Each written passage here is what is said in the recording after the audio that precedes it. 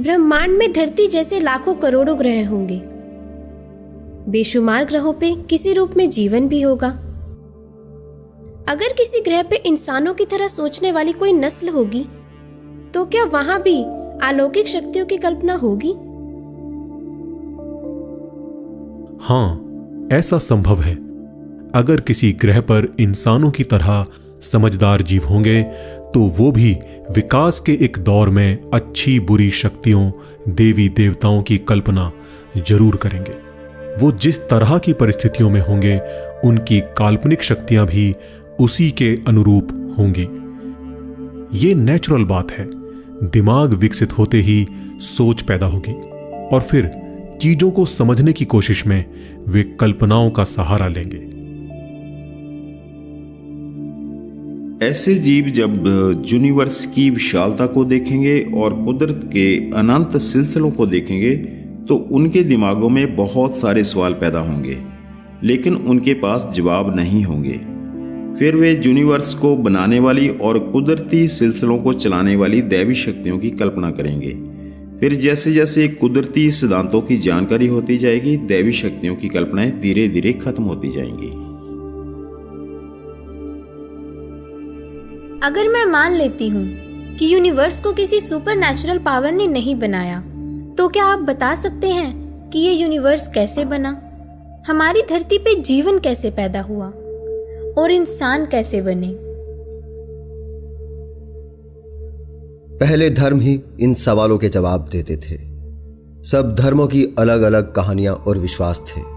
उन विश्वासों के विपरीत सोचना गुनाह था। दुनिया के कुछ हिस्सों में जब धर्म की पकड़ कमजोर हुई तब वैज्ञानिक प्रगति की शुरुआत हुई। आज आधुनिक विज्ञान ने हमें अधिकतर सवालों के जवाब दे दिए हैं और कई सवालों के जवाब के करीब पहुंचा दिया है। जो कुछ आज हम इस ब्रह्मांड में पाते हैं वो सब कुछ नहीं था। हमारा ब्रह्मांड ऊर्जा के एक घनीभूत रूप में एक बेहद गर्म छोटे से बिंदु में समाहित था, जहां से इसमें तेजी से विस्तार होना शुरू होता है।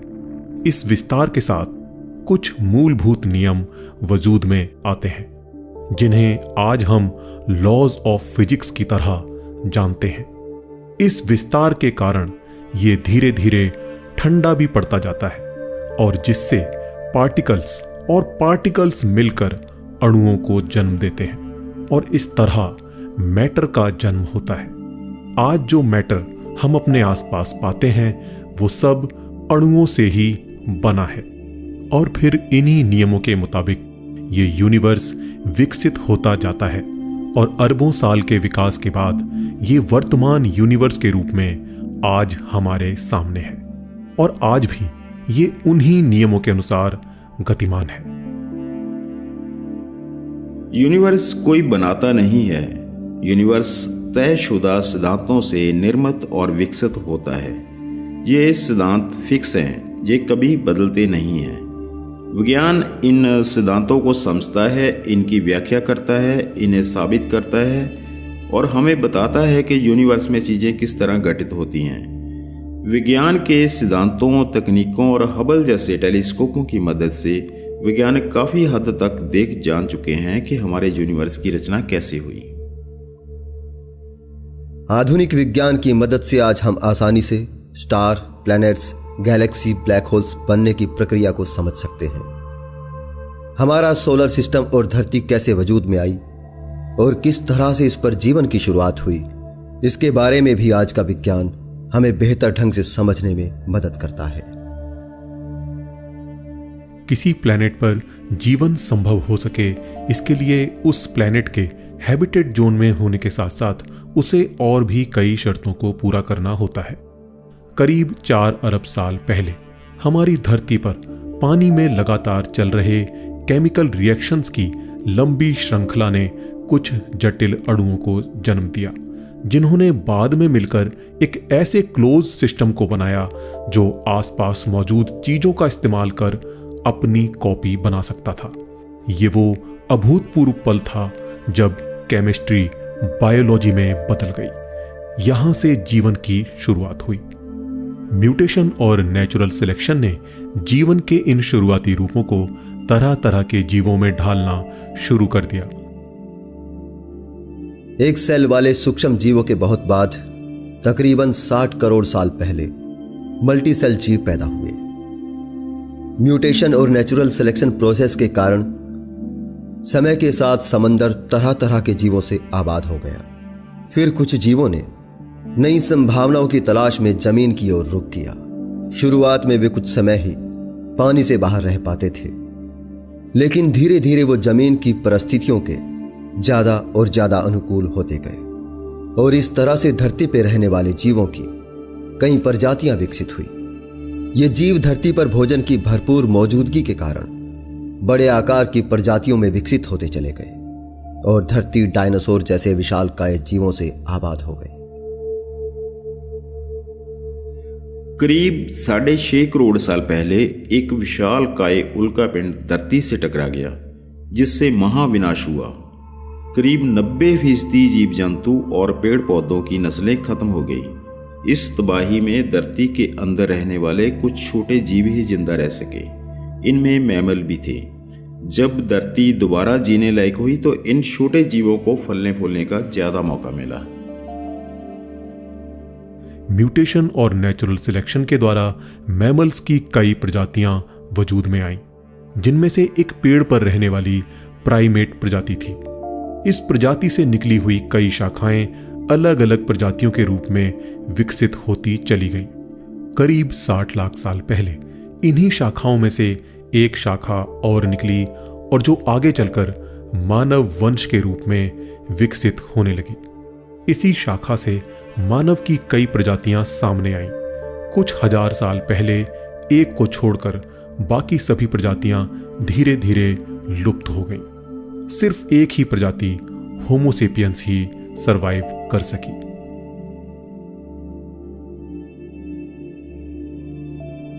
मैं मानती हूँ कि विज्ञान ने कुदरत की बहुत सारी पहेलियों को सुलझाया है और बहुत सारे सवालों के जवाब दिए हैं, लेकिन अभी कई सवाल बाकी हैं। क्या इन सवालों का जवाब कोई दैवीय शक्ति या कोई ईश्वर हो सकता है? कोई तो वजह होगी जो लोग इनमें सदियों से आस्था रखते आ रहे हैं।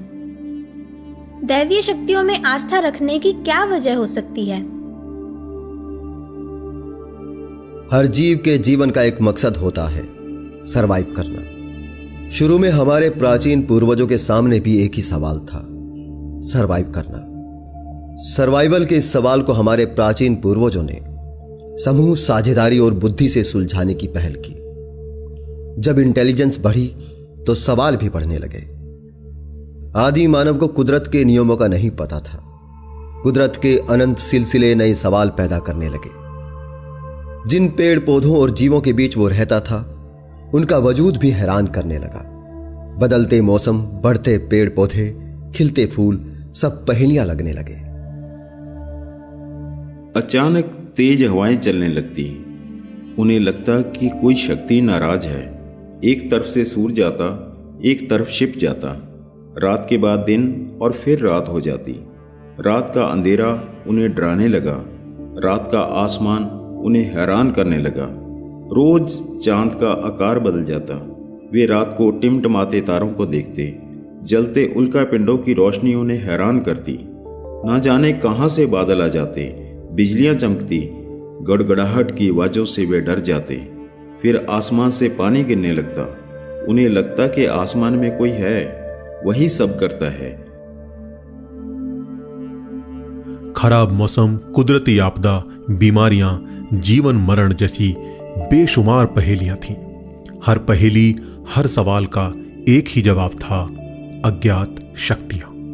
वो अज्ञानतावश अज्ञात शक्तियों की कल्पनाएं ही कर सकता था।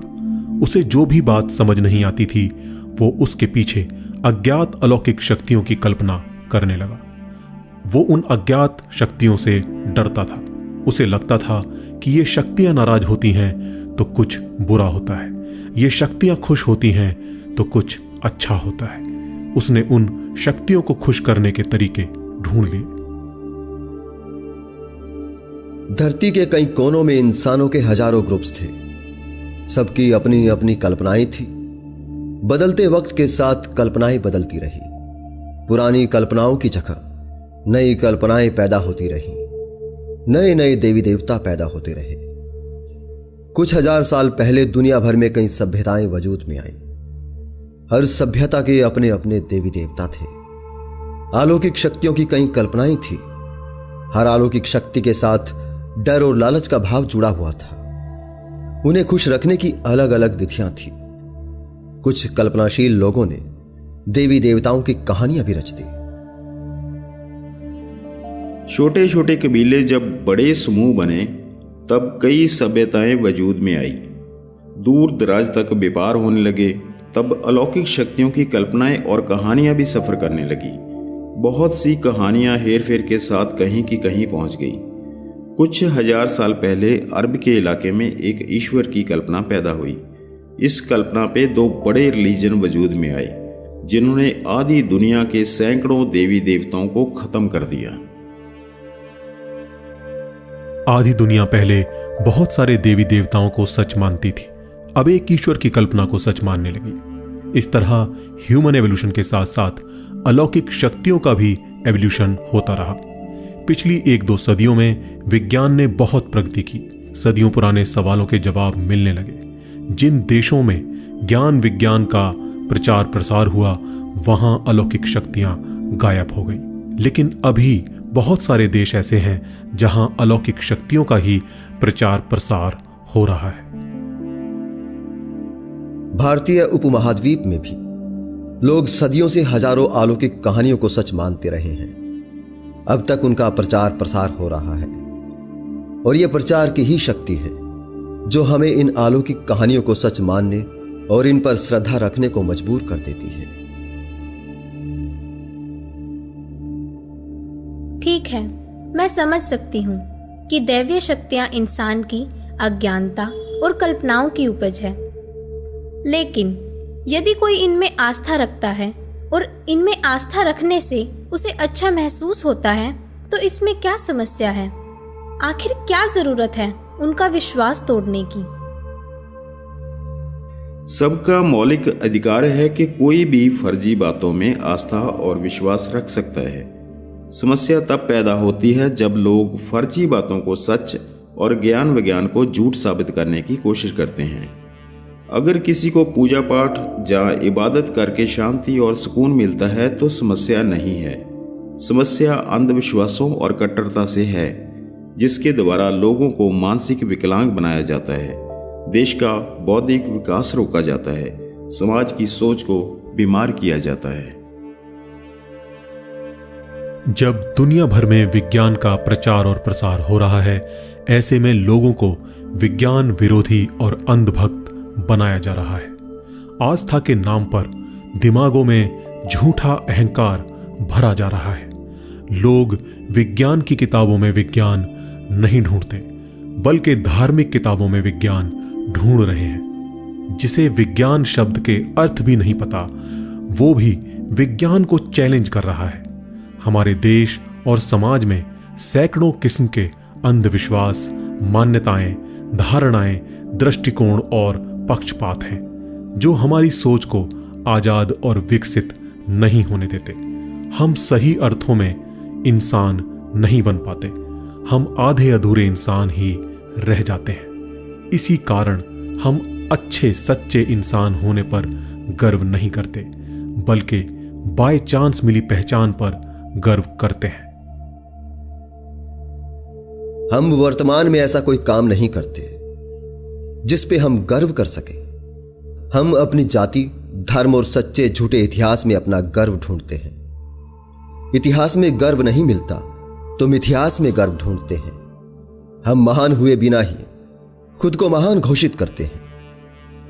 हर पीढ़ी अपने सारे अंधविश्वास, मान्यताएं, धारणाएं नई पीढ़ी को बचपन में ही विरासत में दे देती है।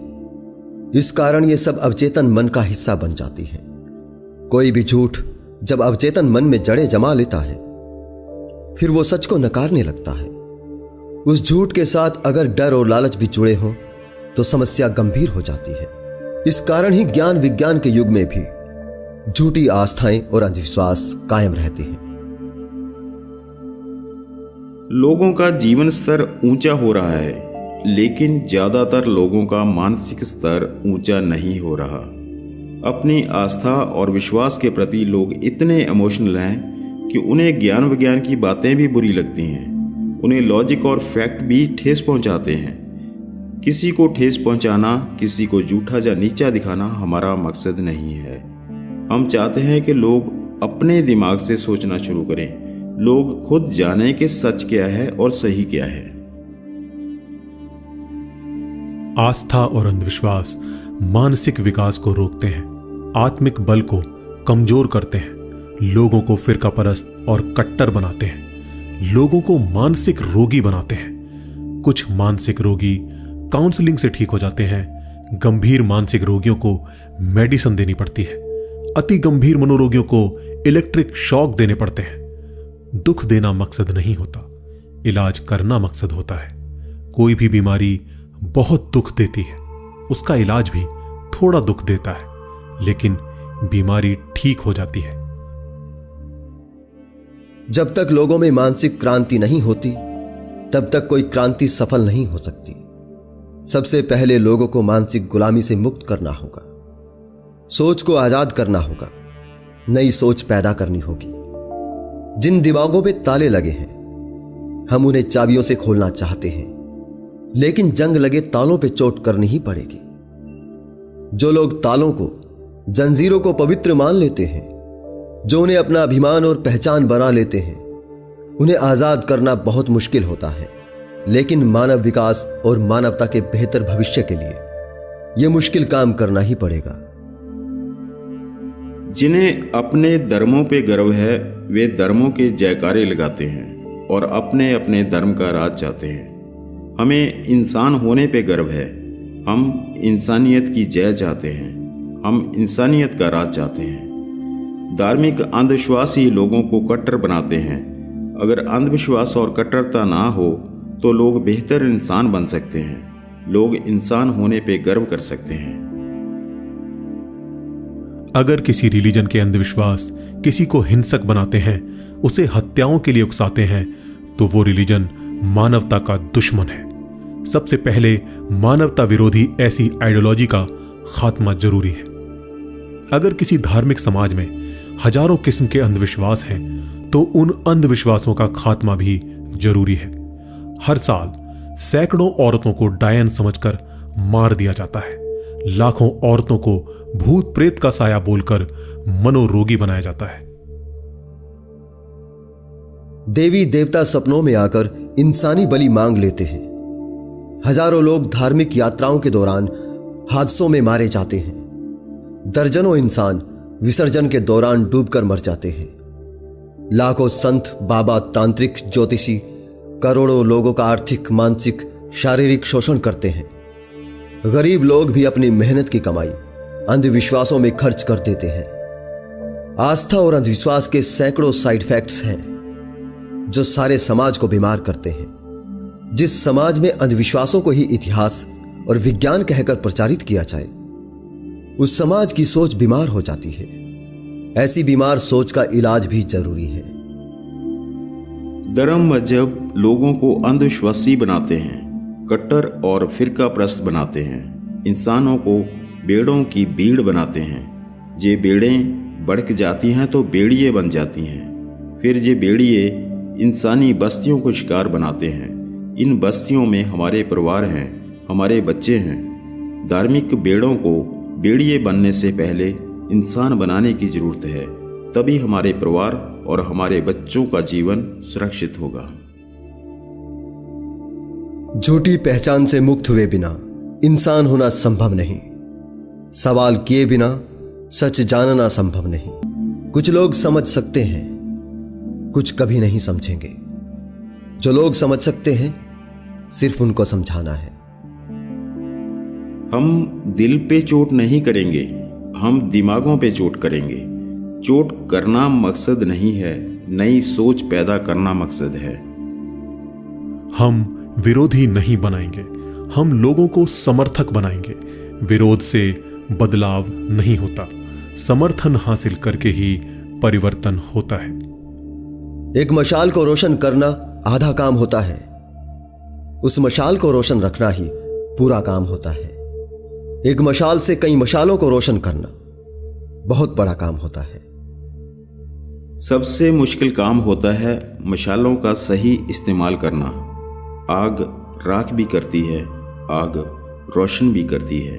हम कचरे को जलाएंगे, अंधकार को मिटाएंगे, रोशनी फैलाएंगे। अब मशालों से मशालें जलेंगी, मशालों का काफिला बढ़ेगा, अंधकार मिटेगा, रास्ते रोशन होंगे, मन रोशन होंगे, जीवन रोशन होंगे, जहान रोशन होगा, हर तरफ होगी रोशनी। अंधेरे की ताकतें चाहती हैं अंधेरा कायम रहे, उन्हें रोशनी पसंद नहीं। बुरी ताकतें चाहती हैं नफरत कायम रहे, उन्हें प्यार की बातें पसंद नहीं। उन्हें दुश्मनी पसंद है, उन्हें दोस्ती पसंद नहीं। धर्म के धंधेबाज चाहते हैं झूठ की दुकानें चलती रहें, उन्हें सच्ची बातें पसंद नहीं।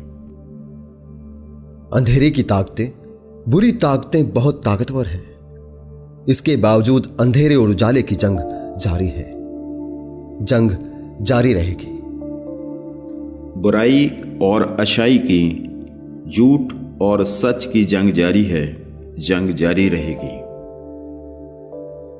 मानवीय और दानवी शक्तियों के बीच ये मानवतावादी जंग है।